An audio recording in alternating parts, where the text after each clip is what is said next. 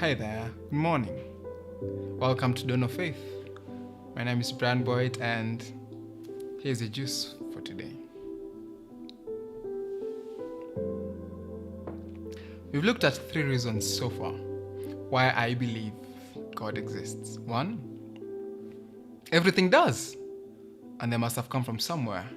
Either nothing made everything, or someone made everything. Which makes more sense. Yeah, someone. God.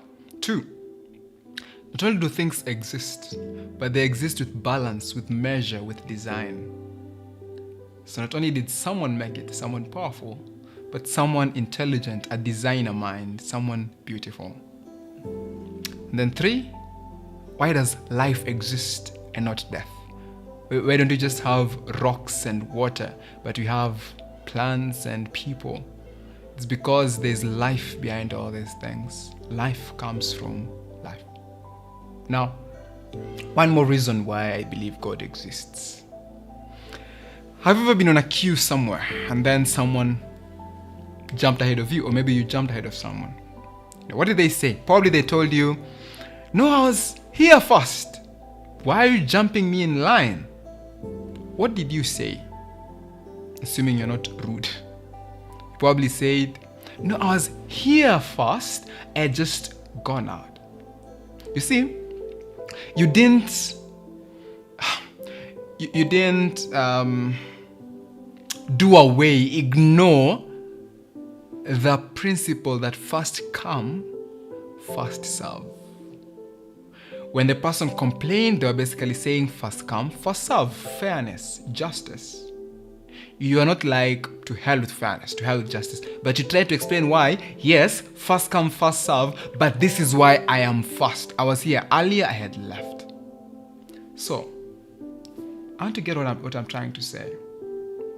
We naturally assume that justice, fairness, equality, kindness should be the order of the day, even when we are not those things. You may be rude, but you believe that people should be kind. You may be unfair and just, but when Gen Z went to the streets and they're saying this government is conducting extrajudicial killings, you're like, that's true and that should stop. Right? So we believe in equality, in justice, in fairness, in kindness, in loyalty, in honesty, in respecting dignity, even when we don't do those things. And not only do we believe those things, we believe that everyone else should be governed by those things. Why? Why be kind over rude? Why be generous over miserly? Why be fair and just over oppressive? Why not live like a dictator? It's because we believe that that's not how people should live. It's because the universe exists governed by a law.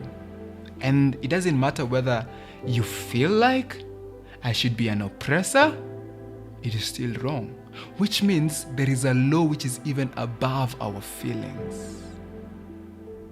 Right? Yeah. Even if a society sits down somewhere and they decide, yeah, we'll go and colonize the blacks and torture them and use as slaves, just because a society sat down and agreed something doesn't make it right. The law that governs us is above even the agreements of society. So that begs the question, where did that law come from? It's not from free will, it's above it. It's not from a society agreeing, a religious group agreeing, it's above it. It's above every individual and every community. Where did it come from? It must have come from a lawgiver who was above people and above people groups. He was a universal, objective, moral lawgiver. So the existence of a universal understanding of fairness, justice, love, patience, kindness shows that there's a universal moral lawgiver. Now that lawgiver who wrote those things in our hearts, even before we were born, that is the person we call God.